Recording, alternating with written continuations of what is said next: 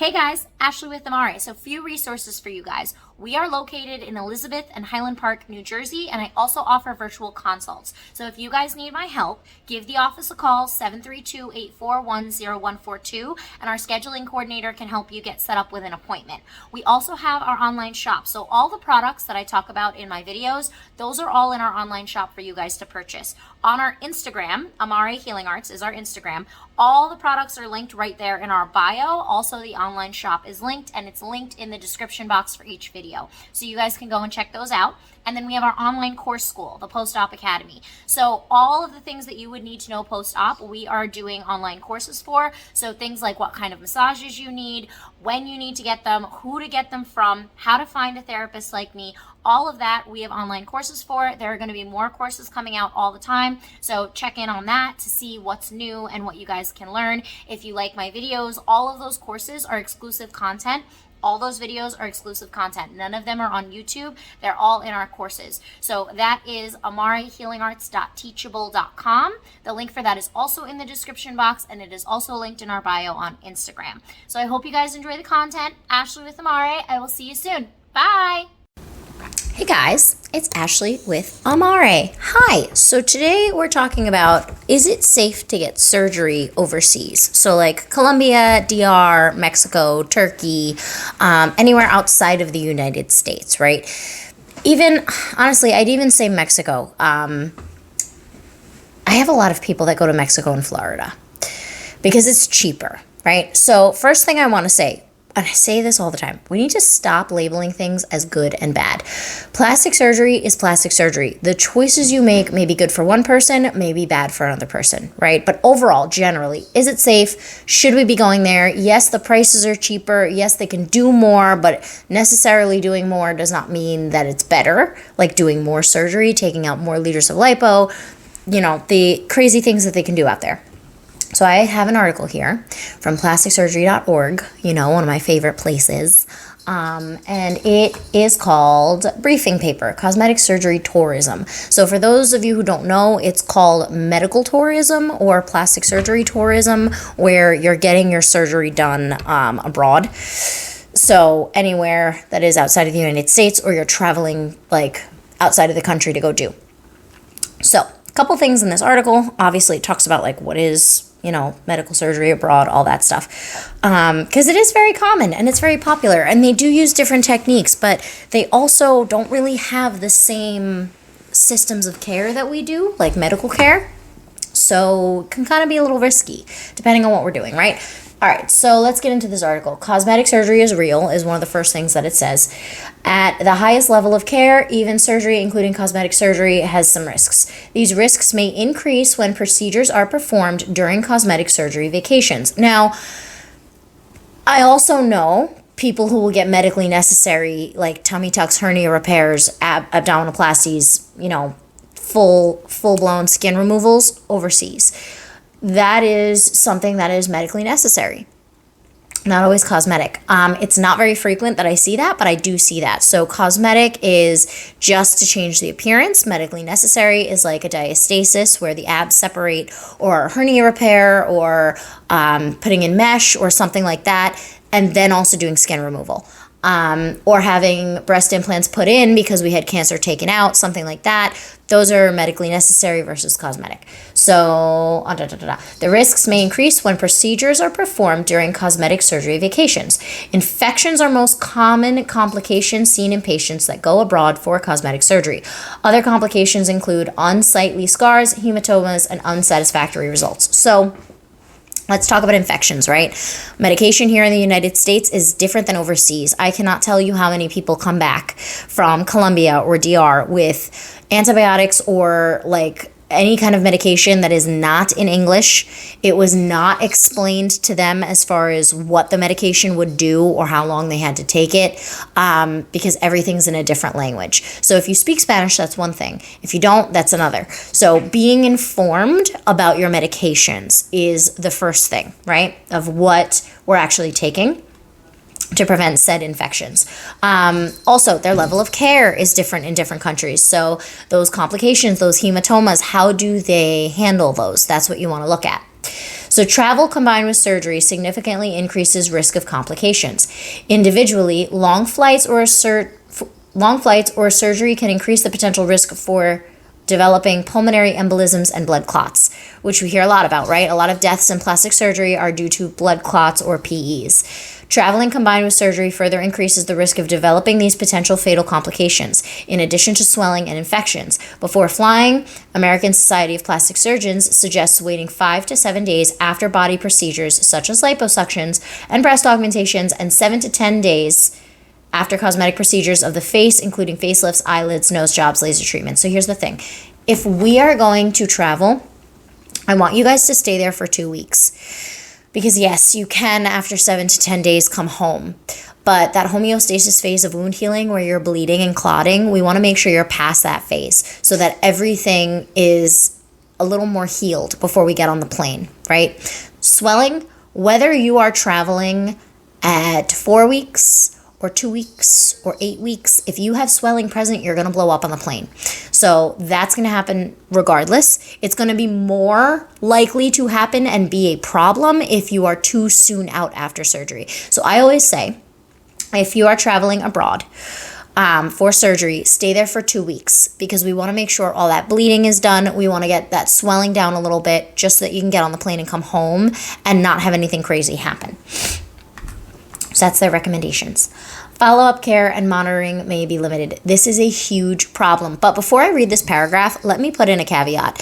There are places like Mia Aesthetics in Florida. There are places like Mia Aesthetics in New York. There are places like Sonobello, which is, and Elite, which are huge, franchise plastic surgery offices. Their follow-up is also limited, guys. It's not just, Miami is known for one and done. Miami is known for you get your surgery, you meet the surgeon the day before, you see him the day of surgery, and then poof, like a figment of your imagination. It never happened. You never see the surgeon again. And then even trying to get a hold of the office or patient care coordinators or getting your medical records is a fight. It's a WhatsApp fight. It's a Instagram DM fight. It's a you call the office and nobody answers ever fight. So this isn't just abroad. Just so we're aware, this happens here in the US as well with plastic surgery, but it is more common abroad to not have follow-ups, to not be monitored. This is why I say stay there for 2 weeks, make sure you're okay, and then come home. But also, if you are going to have surgery somewhere else outside of the country, please make sure your GP or PCP, your primary care physician or general practitioner, general physician, your primary doctor is aware that you are getting surgery overseas. Go see them. Make sure that they know what you're about to do to your body so that if you do have an infection or some complication or something like that, you can come back to them. Now, I will say that your general physician, right, your regular doctor who you see normally, they will not pull your drains out if you have drains. If you go to the ER will say, we're not touching it, even if you're coming from overseas, even if you're coming from Miami. A lot of times they won't touch it. They'll wait to have a plastic surgeon or have the plastic surgeon on staff in the ER do your drains, or they'll refer you to a plastic surgeon. So you're still going to have to find someone here to do that. I have so many videos on this, and I'm going to say it again. Please, for the love of everything that is holy in this post-op universe, stop asking your MLD therapist or any massage therapist to pull your drains. That is illegal. I have multiple videos on that. Massage therapists are not legally allowed to pull drains. Nurses, doctors, people with medical credentials can take your drains out. You should not be taking your drains out at home. This is also why I say 2 weeks, because drains are typically in 7 to 10 days. So by day 14, those drains come out and then you get on the plane. Getting on a plane with drains, a little sketch for me in the medical eyes of things, right? But please stop asking your post-op care people to pull your drains out. It is illegal. We are going to tell you no. And the people who do tell you yes are practicing illegally outside of their license, outside of their scope of practice. No therapist should be pulling drains, handling bodily fluids, anything like that. Like at all. Ever. Okay? End statement. So, follow-up care and monitoring may be limited. Follow-up care and monitoring is important is an important part of any surgery. Cosmetic surgery vacation packages provide limited follow-up care, if any, once the patient returns to the United States. Patients who have traveled outside of the U.S. for cosmetic surgery and experience a complication may find it hard to locate qualified plastic surgeons to treat the problem or to provide revision surgeries. Local doctors may not know what surgical techniques the physicians used in the initial operation, making treatment difficult or nearly impossible. Revision surgeries can be more complicated than the initial operation, and patients rarely get the desired results. So just as I was saying, guys, they can only do so much over there. And then when you get back here, they can't really do much. So make sure you have somebody before you go that is aware that you're getting this surgery if you need help and have complications and things like that. Also, please be aware that while you're there, the care is also going to be limited. They do not have the same medical things that we have here in the United States. And there is the whole squeeze massage situation where everyone comes at my throat saying, in Colombia, well, they know what they're doing better with surgery than we do. Who are you to say incisional drainage doesn't work? Okay, it's not about if it works or not. It is dangerous to your health. You will become anemic. You can catch an infection. It absolutely causes fibrosis. Incisional drainage is a no. Having a therapist pull your drains is a no. So when you get back here from out there, when you are getting incisional drainage, having blood squeezed out of you every day, or having wooden rollers raked through your body, please do not ask us to do that when you come home, because we will not do that. Any person that is practicing legally and operating within their scope of practice under their massage therapy license, doing post-op care, will know that that is illegal and tell you no. Yes, you can always find some, back shop post-op somewhere that's going to do that for you, but it is dangerous and it is not legal, just so we're very clear. So as far as the level of care out there, it may be different. Just be aware of that. Know that if you're going, and I'm going to talk about how to safely, at the end of this video, how to safely get surgery in another country, because it's not a bad thing. You just have to do it safely. So we're gonna go into that at the end. But again, as this said, finding a plastic surgeon that will be able to help you may be hard, all of these things, right? Okay, bargain surgery can be costly. Patients can incur additional costs for revision surgeries and complications that may total more than the cost of the initial operation if originally performed in the United States. Let's talk about pricing, right? So we go over there because it's cheaper. The initial surgery is cheaper. Let's say you get quoted from Sonobello, basic lipo. Lipo 360 from Sonobello. You get a quote and it's 10 grand. And that includes anesthesia, the operating costs, the surgery. You get one of their Mirena garments, which isn't even a real garment. I have a whole video on Sonobello. I have several actually. But let's say the whole surgery, right? Garment, anesthesia fees, surgery itself is 10 grand. All right? They can do it in Colombia for 5. And they can take out more liters of lipo. Okay. But you're now paying for the surgery, the plane ticket, the hotel, or wherever you're staying. If you're doing it right, if you are doing it safely, the hotel, the surgery, the plane ticket, a car for transportation, right? Let's say you have somebody going with you, like a spouse or someone, a car for transportation, and then food, and then the plane ticket home. And that's not including your massages or any other post-op stuff, right? So let's say when you're out there, you get into a faja, which just means girdle, right? So it's not necessarily a medical grade compression garment. It's just a faja. You get in one of those. You get your supplies out there, whatever. But the level of care is questionable. The surgery regulations are questionable. But you're going to go do it. Okay. If you tally all of that up, and then let's say when you get home, you have to get actual massages, right? Still, that's a separate fee. But what if you do have a complication? What if you do have a seroma? What if you do need your drains taken out? You're going to have to pay hospital costs. You're going to have to pay surgeon costs when you get home. You're going to have to pay all these extra costs because it wasn't done out there. So now you're 10 grand, if not more, right? For this whole adventure. And you had to travel. And your body swelled like crazy. And you had to deal with all this extra work. So price-wise, guys, you need to actually tally this up. Just because the ticket says $5,000 does not mean it's actually $5,000.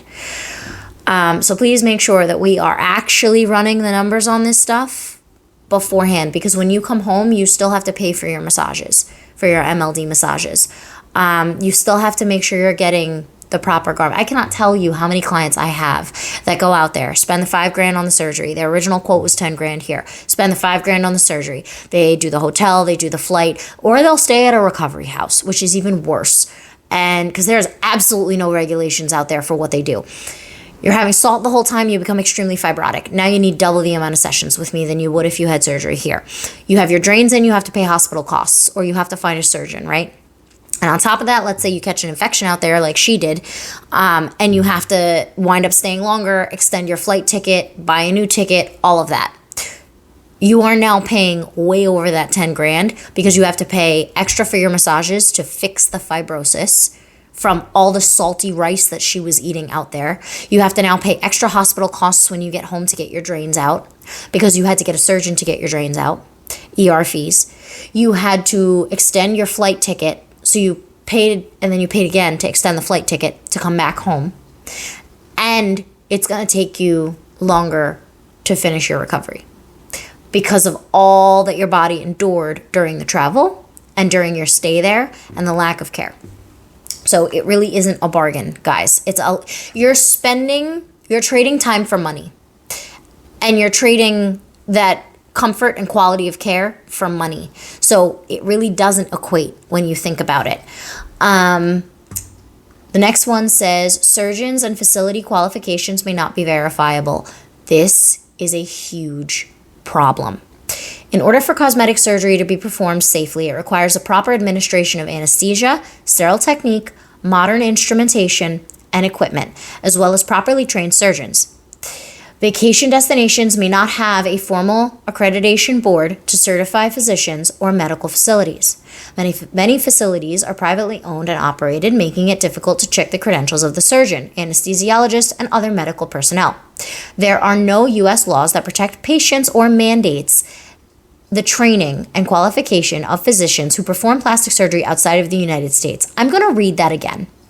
There are no U.S. laws that protect patients or mandate the training and qualifications of physicians who perform plastic surgery outside of the United States. Let's say something goes terribly wrong with your surgery. You go to another country, you come back here, and you're trying to get the money back to fix it. Or you're trying to do whatever, right, for the surgery to recoup your losses. There is no U.S. law that protects patients or mandates the training. So the surgeons are not even, there's no U.S. law stating that surgeons in other countries are mandated to get the qualifications to perform surgery outside of the U.S.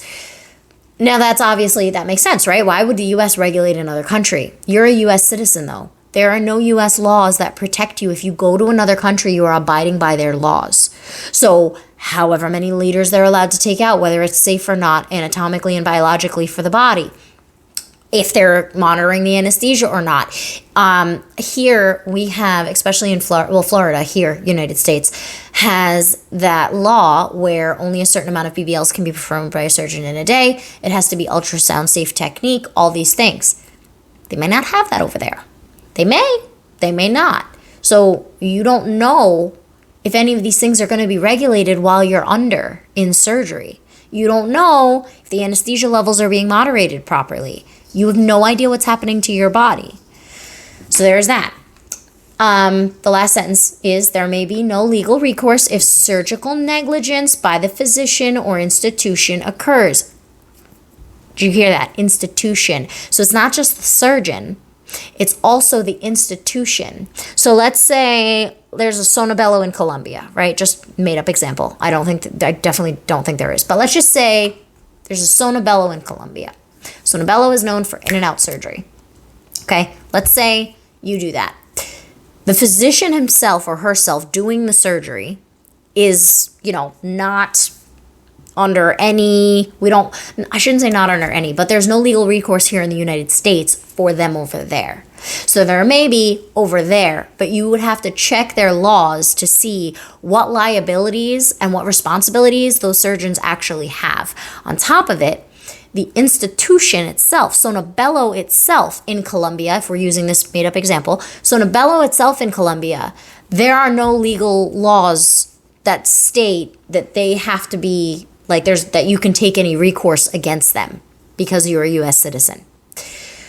So it's going to be really, really, really hard to fight. That's why the deaths are so hard to fight a lot of the times and get legal recourse for it, is because the laws are completely different. And if someone dies as a US citizen in Colombia, they're not covered by the US laws. They're in Colombia. They have to follow whatever the Colombian laws are, which can be extremely laxed. So I don't know the laws in other countries. I'm not speaking on that. You guys can look that up. But that's a huge part of it, is that whole legal being safe thing. This is the other part of that. Devices and products used may not meet US standards. So what devices are we talking about? You guys know how there's that whole like Renuvion FDA situation where they were like, well, Renuvion is causing all of these complications. So Renuvion is not, it's whatever, it's FDA, cleared, whatever, right? Or Avali. Let's say Avali is I have a whole video on it. The device that's used, it's like a little cannula with a hook on the end for cellulite bands to permanently snap the cellulite bands so the skin stops puckering, so the skin releases and smooths out with cellulite. Avali is an FDA approved product. So it means that it is cleared and safe and has gone through approval and all the checks and balances to say that it is safe to use this device on patients for this specific use. If it is used for anything else, it is not safe, and that is not the intended use. In other countries, they don't have that on some devices, right? Or their devices may not meet those standards of safety. So they could be using, because I talk about this with Renuvion, they could be using a Renuvion machine, which for you guys who don't know, Renuvion is a wand. It tightens the skin. It's got CO2 gas and it's, helium, and it heats up and it causes skin tightening, right? It's attached to a box. That box has controls. Those controls can be set to either be very light, where it's just a little bit, or very aggressive, where we're doing a lot, right? And there are certain regulated controls that say that it's safe if the device is used within those parameters. Let's say you go to Colombia and you go to get skin tightening done. We don't know if that's regulated. They could be, again, this is where it's like, is it good or bad, right? I'm not saying any of it's bad. These are just facts. Maybe you're somebody who wants a little more skin tightening, but also, is it even safe to use the device at that frequency, like at that capacity for what you want? Just because you want it doesn't mean it's safe for your body. There's a reason a lot of respectable surgeons tell clients in consultations, no, I will not do that for you. And you guys get pissed. And you're like, well, he wouldn't do that for me in my surgery. And he told me I needed this and this and this. But this guy down the street around the corner, he said he could do it for me and it would be fine. Okay. Well, then you got to use your judgment. Which one do you think you'd want to go with? The guy who's being honest with you, telling you, I don't feel safe doing that because X, Y, and Z, here are the parameters? Or the guy who's like, yeah, I'll do that for you. This device goes up to 5,000. We'll just crank it up. It'll be great. That's not, I know what you guys want, and I know what you think is okay, but we're talking about health and safety here. You're talking about your life and your body, something that can permanently be disfigured. So just because they can doesn't mean they should. Cosmetic surgery products or devices used in other countries may not have been tested, proven safe and effective, or been approved by the US FDA. For example, an implement used in the United States must meet the standards of safety and effectiveness, a process regulated by the FDA. Other countries may not have similar regulations. Patient safety checklists, which we're going to go through in a second. But I think that's pretty much it for this article. Yeah. They say like cosmetic vacation a lot in here because there are places that do have like packages for you to like stay with it, like recovery houses, right? Like, oh, we'll pay for your flight and we'll pay for everything else. We've got you covered, transportation, food, places to stay, blah, blah, blah. And we work with these surgery centers.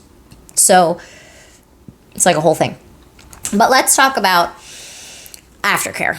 because the article obviously doesn't cover aftercare. Let's talk about aftercare real quick. So, like I was stating before, in Colombia and DR, they do the squeeze massage where they squeeze blood and fluid out of your body. Here's the problem with that. Number one, it's dangerous. Anemia, where you lose too much blood and then you have to get a transfusion. That's happened to numerous people that I've known that have gone to Colombia and DR, where they have to get blood transfusions because the squeeze massage person squeezed too much blood out of them. Or they lost too much blood from surgery.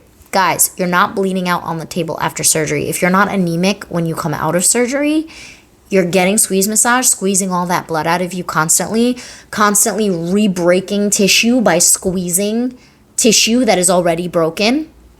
It's like if you have a cut on your hand and you just keep reopening and reopening and reopening and reopening and reopening and then pressing blood out of it every day. How do you think the infections happen? Squeeze massage. How do you think the seromas happen? Squeeze massage. Anemia, all of those crazy things, sepsis, MRSA, because none of this is regulated, and you're staying in somebody's house that they call a recovery house when you're there. You don't know what the levels of cleanliness are. The sodium is a huge problem. When they're cooking, they're obviously adding all the seasoning, all the salt. Because again, they're not following medical guidelines. They're just a recovery house. So they're going to cook whatever they're going to cook and you're going to eat whatever they're cooking. You have no idea what's in the food. You have no idea what they put in it. And now you're putting it into your body, you're vasodilating, and you're bleeding and swelling everywhere. So that's a big part of it. As far as the post-op supplies, we have medical grade lipofoams. We have medical detergent for your garment. They don't have that stuff out there. It's not medical grade. It's whatever it is, right? So you can't really control your post-op healing. And as we know, part of surgery, 90% of the surgery is the healing. Surgery is easy. You walk in there, you get the surgery, that's it. You're out. Now you've got 6 to 8 weeks to make sure you're healing right and there are no complications that arise. So yes, everyone's worried about what if something happens to me if you're on the table. Right? If you're on the table here, we've got ERs, we've got emergency doctors, we have certain protocols for emergencies. Out there, it's not like that. Let's say you're staying in a recovery house out there and they got to take you to the hospital. Their standard of care as far as hospitals in general getting sick is a lot different than here. So that is something you need to consider is your aftercare out there. Now, let's say you're considering that, right? Let's get into talking about what you should be doing to safely travel abroad. Now, there are a lot of good surgeries that come out of other countries. Turkey, I've seen, it's the post-op care where there's none and you look botched afterwards because of the post-op care. Colombia and DR, they can do extreme dramatic results and get you the booty that you want and get you snatched the way you want, and do things that are outside of the limits here in one surgery, right? Under one surgery time. But again, you're healing because you've just had now more trauma than you would have had in the United States, more than is regulated here. You're healing. You're going to need to make sure that you are on it with your post-op care, like not skipping a beat when you come home and trying to get home as soon as possible, right? So patient safety checklist. Do your homework, research the procedure, the benefits, the risks, have realistic expectations, which some people going out to these other countries and abroad obviously do not have realistic expectations, which is why they're going abroad, because they want that crazy dramatic look. Ask your surgeon questions about how the surgery will work for you, identify expectations and understand side effects and recovery time. Be informed. Talk to patients who have had the procedure so they know what to expect. Require medical evaluation. Consult with your plastic surgeon for an evaluation and discuss full medical history to determine the most appropriate treatment. This is very, very important because, guys, you will go to another country. You will get surgery. They will not do any pre-op blood work. They will not do any EKG beforehand. They will not do any physical checking of anything before you get out there. And if you already have something going on that you don't know about, and then you go under the knife for surgery, even just the anesthesia can give you a life-threatening reaction if you're not checking these things beforehand. So anytime anyone's like, I'm like, oh, so you got your pre-op blood work done, blah, blah, blah, blah, blah. How was your pre-op? And they're like, oh, I didn't get any blood work done. I'm like, what? They didn't check you to make sure you were okay? Anything? No physical beforehand? You're just gonna go under the knife? Okay, that's very sketch to me. But you guys want to make sure that you're getting everything checked beforehand. Because again, like out here, they check your BMI. Make sure you're a healthy weight, right? In the United States. Before doing surgery, you have to have a certain target BMI. Even at Sonobello and Elite, that's one of the things, right? Choosing an ASPS member surgeon. So American Society of Plastic Surgeons member surgeon. Now, here's where I'm going to start my portion of this, right? How to safely do this. Guys, there are double board and triple board certified. Triple board and double board in other countries. So we have surgeons that are in Florida who are also board certified in Colombia and board certified here. That's a great surgeon because they're under 2 boards for the way they're practicing. So we've got that double layer of safety and accreditation. Because again, just being certified in one country out there, it's not your country. You don't know the laws and regulations. You don't know what's safe and what's not. They don't have an FDA to regulate these things for safety.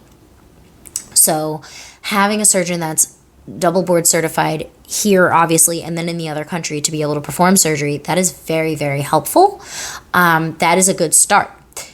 Having hospital privileges, right? That's something we want to make sure of, that if something goes wrong, they have hospital privileges, and knowing which hospital. That's also something that is super, super important to ask when you're out there. When you're picking a surgeon, a lot of you guys will just pick from Instagram. Don't do that. Don't do that. You want technique. You want the shape that you're looking at, that the surgeon mostly performs. If all of the dolls, I hate the term, if all of the surgeon's patients come out looking the same way and that's the way you want to look, then that's what you're going to go with, right? You want to take a really good look at those before and after pictures and be like, okay, all the surgeons' BBLs look like this type of BBL. That's the type of BBL I want. That's what we're going with. Great. That's how you want to be able to judge what their style is. But then as far as their accreditations, yeah, you want to make sure they're certified. You want to make sure they're actually credentialed. They have some sort of credentials. I have a whole video on plastic surgeon credentials. But most importantly, you want to make sure you can get in touch with the office. Now, here's where this is really tricky, guys. Before surgery, right? Before you put your money down, you can get into contact with them day and night or WhatsApp. It's great, right? You talk to everybody under the sun like 5 times a day and they'll all respond and be so happy to talk to you. The minute you pay for surgery, the minute you get your surgery and you're done and you're wheeled out, that's when they're like, bye. And you'll be calling and calling and calling with no answer. They ghost you like a toxic, like beta male, like I don't even know, like, those guys that just, once they get it, they're out. It's that situation. So you have to be very careful of that. But that is also, please expect for that to happen. They're in another country. Please expect to have 0 post-op care. Come into this knowing that if we're going to Colombia or DR, we are going to have 0 support after the surgery. That's why you need me. That's why you need a plastic surgeon here. That's why you need your general practitioner here or your general physician, your regular doctor. You need to have a team of people back home because your surgeon here will not help you with post-op. If you are planning to get surgery in another country, you need to see me pre-op, because we need to be able to get you set up with your, all your supplies that you need when you're out there and how to use them properly. Your massages when you come back home, all your post-op care when you come back home. So if you do develop fibrosis out there, they're not going to know what to do. But if you do develop fibrosis out there, then when you come home, we can take care of it. And you know that you have someone that's going to be able to take care of it for you. If you get an infection out there, you're going to have to deal with their hospitals. If you have any other kind of surgery complication out there, you're going to have to deal with their hospitals. But as far as making sure you don't look botched, making sure that the surgery goes well, making sure you don't heal with fibrosis or complications in the healing process, that's me when you get home. So whether virtually if you're not in New Jersey or seeing me if you're close to New Jersey, we have 2 offices, which we'll get to at the end. But making sure you do this safe, the number one thing is understanding how your healing is supposed to go.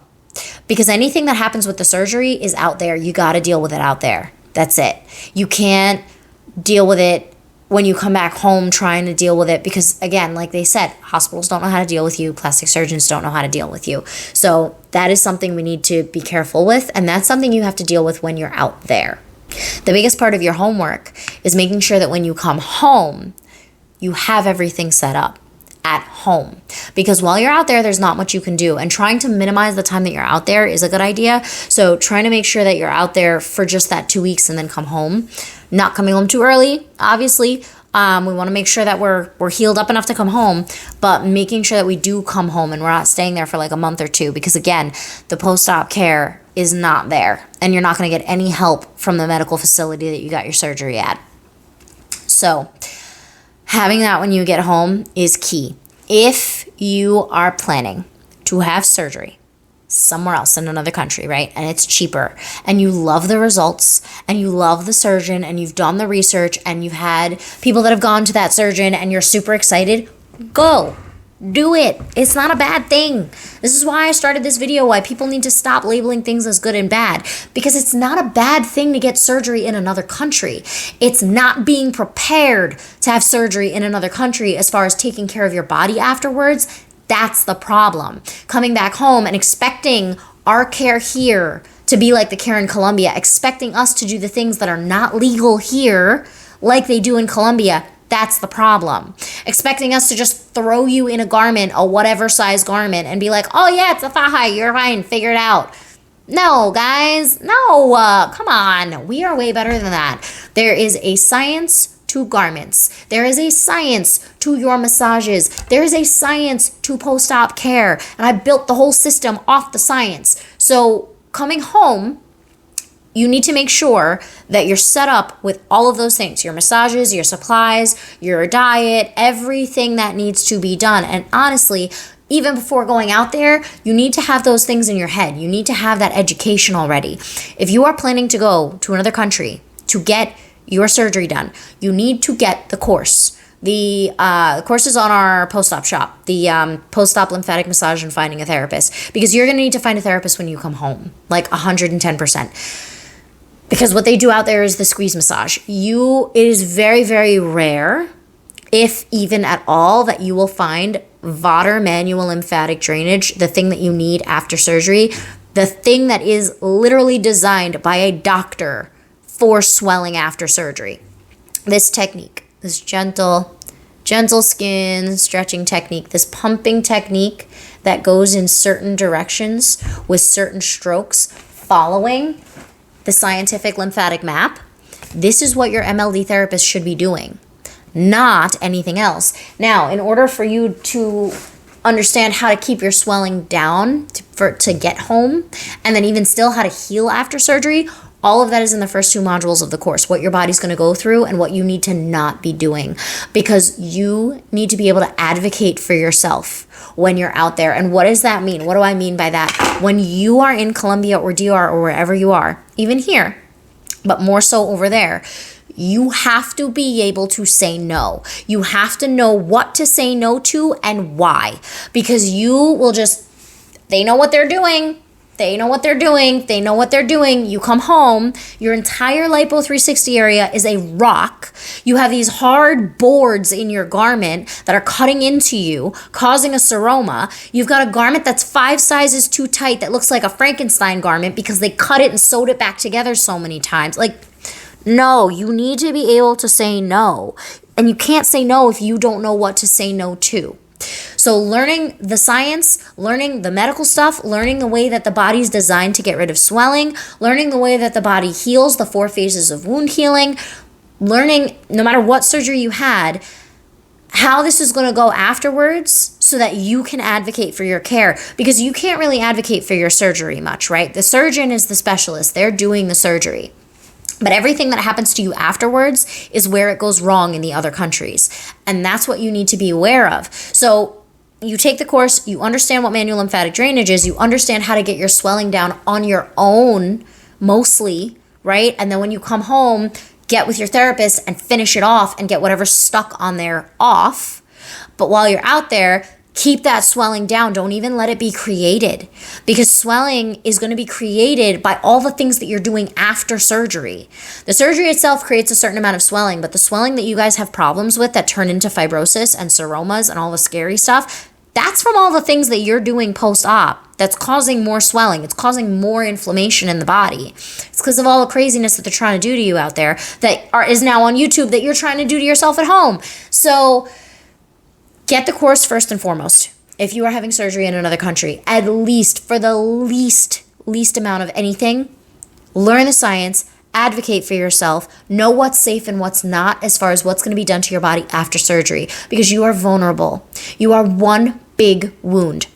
Your body, from your lipo area, all that tissue is destroyed. If you're getting a tummy tuck, if you're getting a BBL, if you're getting a breast log on top of that, that is a lot of damage. Your body is so vulnerable, and you have to fly back home anyway, and flying increases tissue pressure, which is then going to increase your swelling and all those things anyway. So we want to be in tip-top shape before we fly back home as much as possible.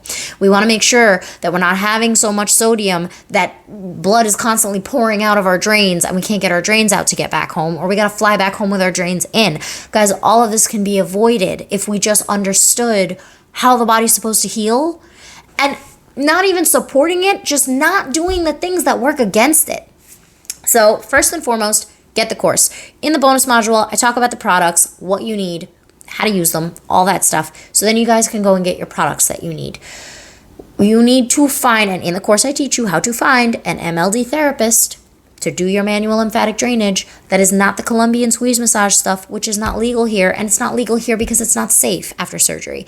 So when you're out there, you do not need, I don't care who tells you what, it is not necessary for you to have blood being squeezed out of you every day. That is not necessary at all for healing. When you get a knee surgery, okay, nowhere ever do they squeeze blood out of the incision. Ever. Okay? I don't care who bullies you into what. You do not have to get blood squeezed out of you and be screaming in pain in somebody's house in Colombia because it's going to get rid of your swelling, which in fact it will not get rid of your swelling, by the way.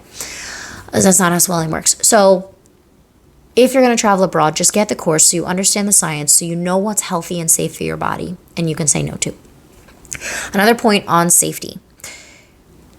Staying at a random recovery house with people you don't know is not safe when you are vulnerable, when you just had surgery. Please just be a little more careful with who you're staying with and where you're staying.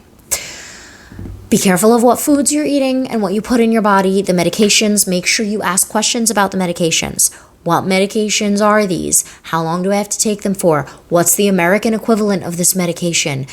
You want to make sure that you're understanding that. Because you don't want to come home, go to the hospital because you have an infection. They ask you what medication you're on and you don't even know. That is going to be a major problem.